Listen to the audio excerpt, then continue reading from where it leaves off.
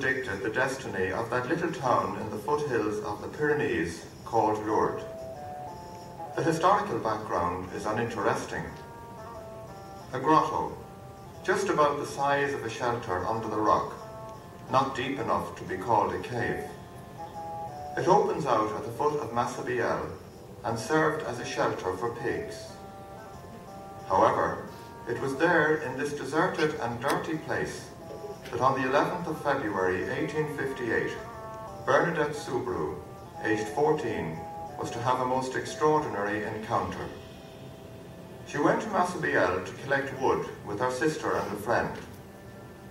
In the crevice of the rock at Massabielle, Bernadette heard a noise like a gust of wind. Then she saw the outline of a young girl, as young and as small as herself, surrounded by light. Bernadette tells us what she saw. I saw a lady dressed in white. She wore a white dress, a blue belt and a yellow rose on each foot, the same colour as the chain on her rosary beads. When I saw this, I rubbed my eyes. I believed that I was mistaken. I put my hand in my pocket. There I found my rosary beads. I tried to make the sign of the cross. I couldn't lift my hand to my forehead, it fell back. The vision made the sign of the cross. My hand was trembling. I tried again to do it, and I could. I passed my beads through my hands. The vision allowed the beads to pass through hers, but she did not move her lips. When I had finished my rosary, the vision suddenly disappeared. In all, Our Lady appeared 18 times. Bernadette would say later, "She spoke to me as one person speaks to another."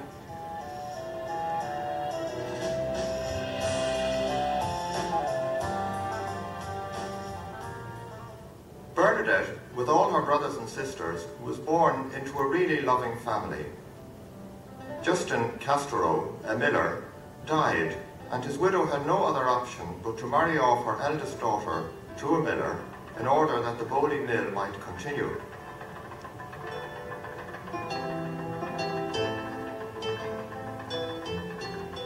She chose Francois Soubirous, but he fell in love not with the eldest daughter, but with Louise, her younger sister.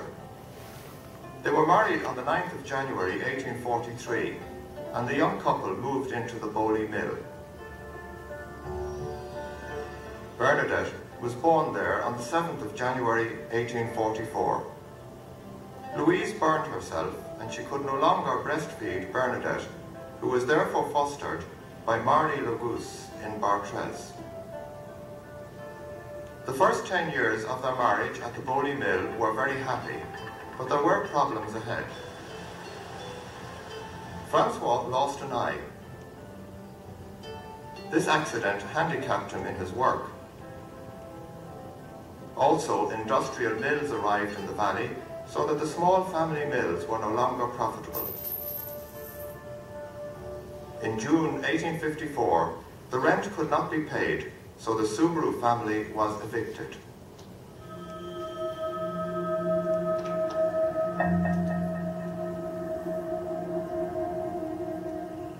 Three terrible years followed. There was a cholera epidemic and Bernadette was a victim. She recovered but was left with chronic asthma. 2 seasons of drought caused an unprecedented famine. Francois was accused of stealing flour and he was imprisoned for a few days. In order to make ends meet, Francois hired himself out as a manual worker and Louise took in washing. In 1857, their plight was so serious that the family had to live in the Cachot, the former municipal prison.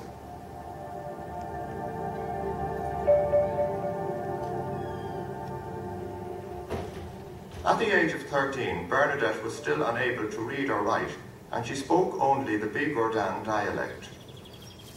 In order to have one less mouth to feed, Bernadette was sent as a servant to her former foster mother at Bartrez. The sheepfold where Bernadette looked after the sheep is situated close to the entrance to the village.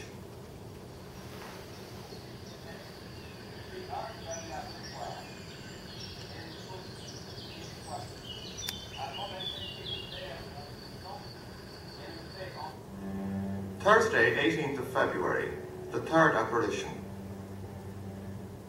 For the first time, the lady who appeared at the grotto spoke. Bernadette presented her with a pen and paper, asking her to write down her name and what she wanted. Without hesitation, the lady replied, "What I have to say to you does not need to be written down. Would you be kind enough to come here for 15 days? I do not promise to make you happy in this world, but in the other."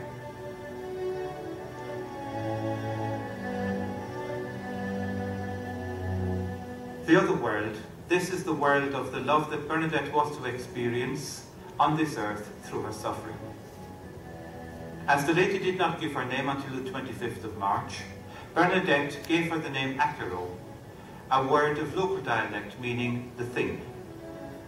On the 18th of February, the lady invited Bernadette to be kind enough to come here for 15 days. Bernadette said yes, and over and above everything, in spite of threats and prohibitions, she remained faithful to her promise.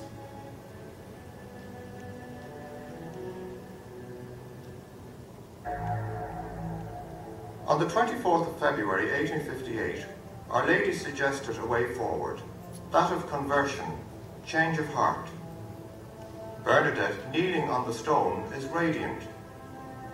Suddenly, she becomes sad. Our Lady, no longer smiling, says to her, "Penance, penance, penance. Will you please pray for sinners? Will you kiss the ground as an act of penance for sinners?" In Lourdes, we feel a special presence of Jesus and Mary. Prayer comes easily to us in Lourdes, but it can never be demanded. Here, Our Lady asks us to pray for sinners, for those who do evil, for those who torture. She helps us to break through sinful habits.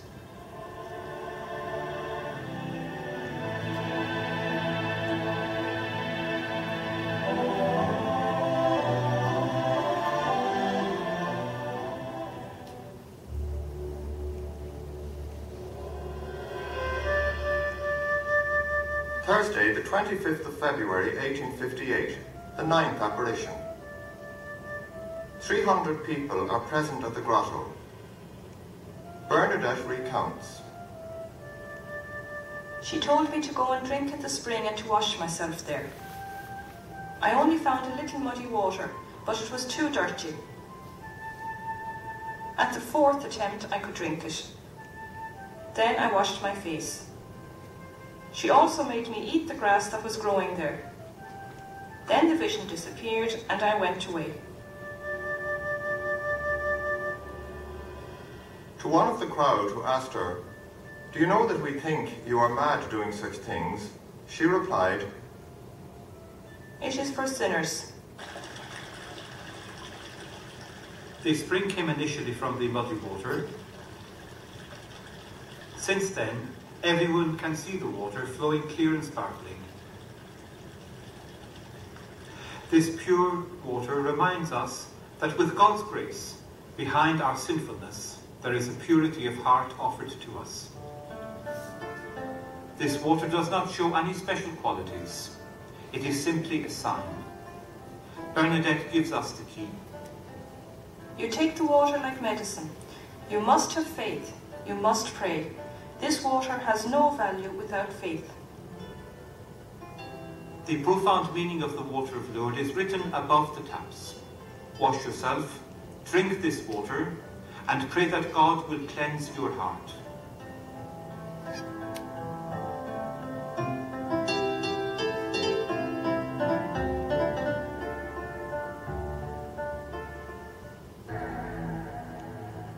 Monday, the 1st of March, 1858. It was night when Catherine Latopi from the neighbouring village of Lourdes arrived at the grotto. There were already many people there awaiting the arrival of Bernadette. She immersed her paralysed arm in the water of the spring. She immediately recovered the full use of her arm. Since the first miraculous cure, over 6,500 declared cures have been presented to the Medical Bureau at Lourdes. Of these, only 66 have been declared as miraculous by the Church.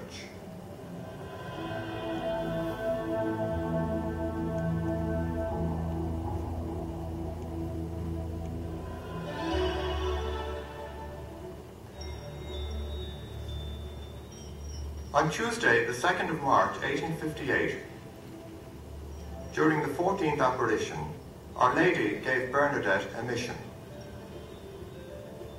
Go tell the priests to bring people here in procession and have a chapel built.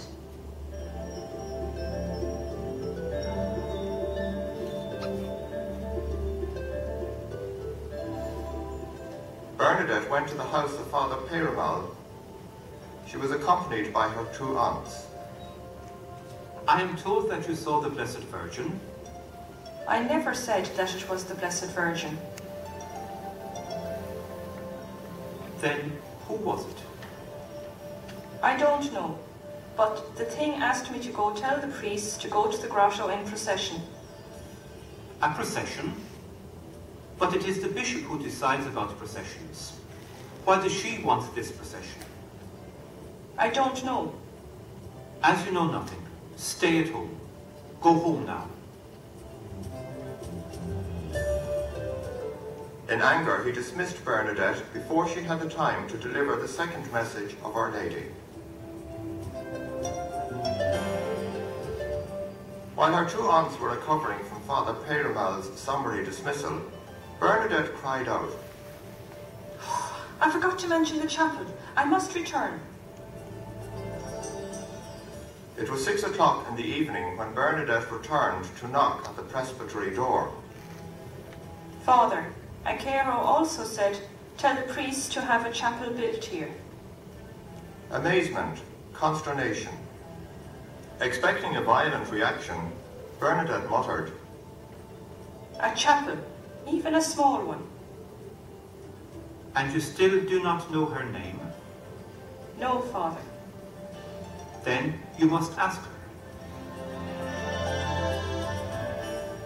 Thus, each time that Bernadette went to remind him of the request of Akero, he would give the same reply. If she wants a chapel built, she must tell us her name and make the rose bush flower.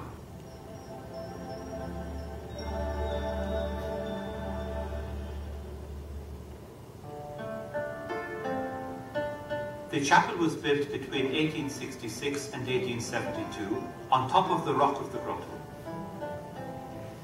It was named a minor basilica by Pope Pius IX and dedicated to the Immaculate Conception.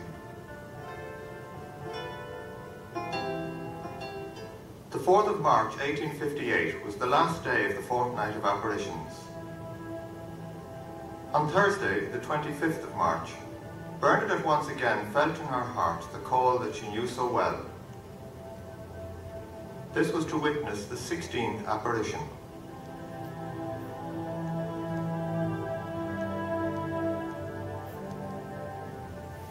Father Peyramal looked up as Bernadette rushes through his open door. She keeps repeating, Que soy era Immaculata Concepción. What are you saying? Akero said, I am the Immaculate Conception. You must be mistaken. Do you know what that means? No, Father. Then, how can you say something that you don't understand? I repeated the name all the way here, and the lady still wants her chapel. Father Peyramal is shaken by these words. He sent her home without explaining the meaning of this title of Our Lady.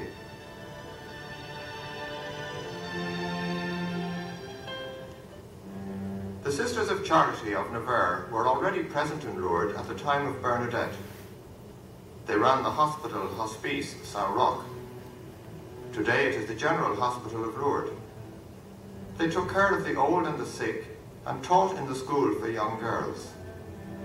Bernadette was enrolled there when she returned from Bartres in January 1858. After the apparitions, to protect her from the curious and from journalists, Bernadette became a boarder there until she left Lourdes. It was there that she learned to read and write, and where finally she made her first communion on the 3rd of June 1858. It was there also that she learned how to love and care for the sick, and where her religious vocation developed. Finally, it was there that she decided to enter the congregation of the Sisters of Nevers. On the 3rd of July 1866, the eve of her departure for the convent of Saint Gilles d'Ar at Nevers, Bernadette visited the grotto for the last time and spent the evening with her family at the Lacadé mill.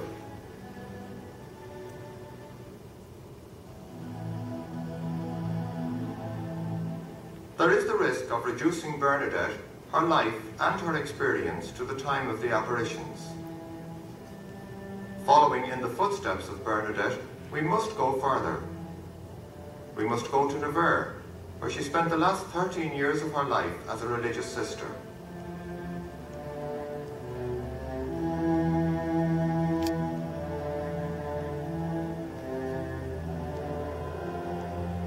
Bernadette died on the 16th of April, 1879. She was buried in the convent garden. 30 years after her death, the cause of the beatification of Bernadette required that her body be exhumed. To the surprise of those present, her body remained incorrupt. Time has not changed the freshness of the example of the life of Bernadette, proclaimed to be a saint of the Church by Pope Pius XI on the 8th of December 1933. Today, her perfectly preserved body lies in a glass casket at the convent chapel at Nevers and can be seen by all.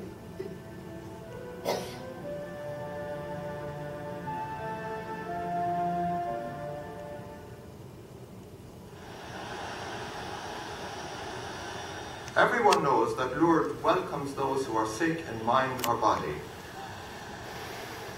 The sick are the VIPs of Lourdes. About 80,000 sick people from all over the world come and find strength in Lourdes. The buildings that accommodate the sick are neither hospitals nor hotels, but they make the sick pilgrims feel at home in an atmosphere of charity and prayer.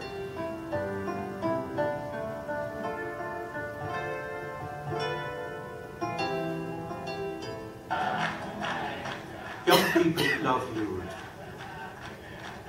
Each year, more and more young people visit the sanctuary, begun by two young girls, the Blessed Virgin Mary and Bernadette Souders.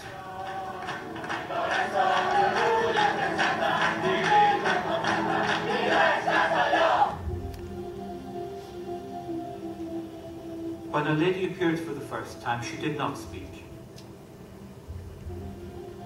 She only prayed and smiled. Lourdes bears witness to this smile and this spirit of prayer. The prayer of Bernadette was straightforward and simple. She loved silence.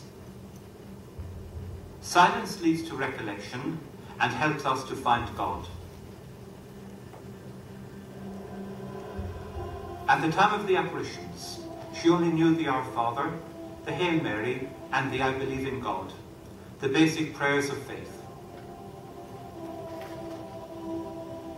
Bernadette liked above all the simple actions of faith like the sign of the cross.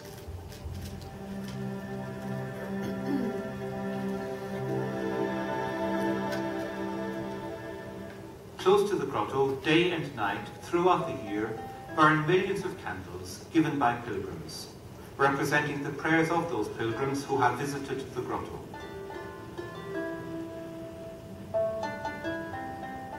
The crypt is built into the rock at the heart of the grotto and is a continuous reminder of Bernadette, who was present at its opening in May 1866. It is a place of personal prayer.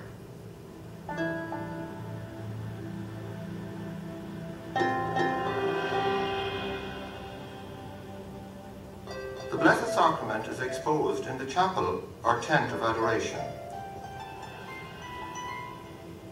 Adoration of the Blessed Sacrament is only possible if one believes that Jesus is truly present in the large consecrated host on the altar.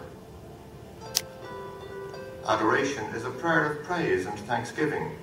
In other words, recognizing and giving thanks for his goodness that is available to all. God is present. He listens. He speaks.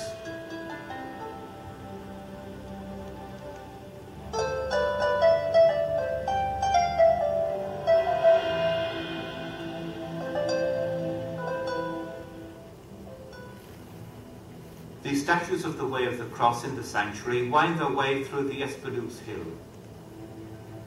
The 14 stations are represented by 115 cast iron bronze statues recalling the Passion of Jesus.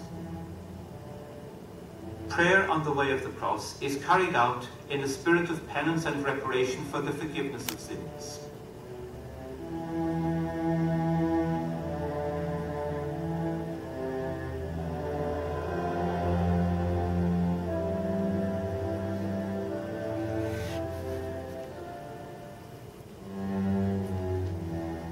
God is not a vengeful but merciful God, and we should try to emulate his mercy. I accept you as you are. The sacrament of reconciliation is highly recommended while in Lourdes. From March to November, priests from all over the world come especially to celebrate this sacrament.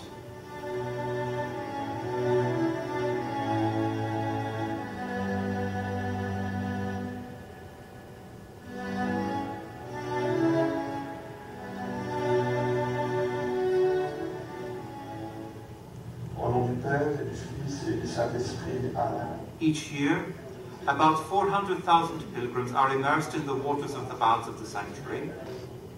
This process, carried out during a pilgrimage, is also a response to the invitation of Our Lady to wash in the water.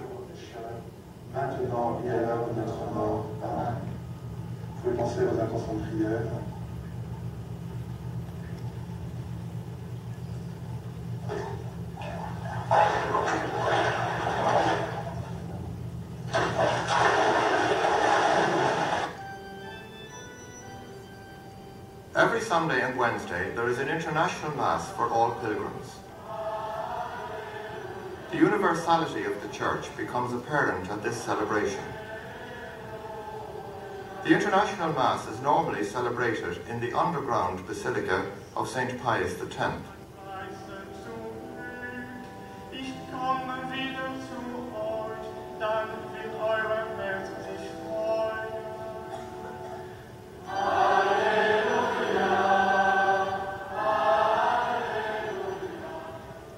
Many pilgrimages hold their opening ceremonies in the Church of St. Bernadette, built in 1988 on the right-hand side of the Gave, where Bernadette saw Our Lady for the 18th and final time in Lourdes.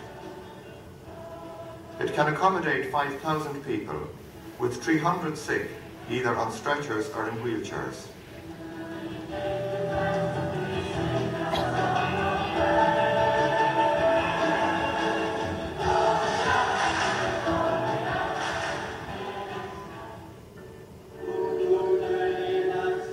At Lourdes, the Blessed Sacrament procession is a daily event. It begins on the meadow opposite the grotto. The monstrance containing the consecrated host is carried by a bishop or priest. The procession moves along and gradually reaches the Rosary Square, under the watchful gaze of the statue of the Crowned Virgin, and enters the underground Basilica of St. Pius X. At the end of the celebration, the sick and the able-bodied are blessed with the sacred host.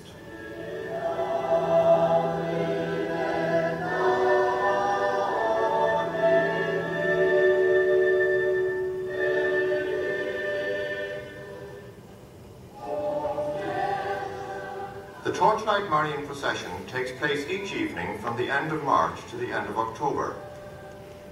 It is an important time of prayer for pilgrims. The central prayer is the Rosary.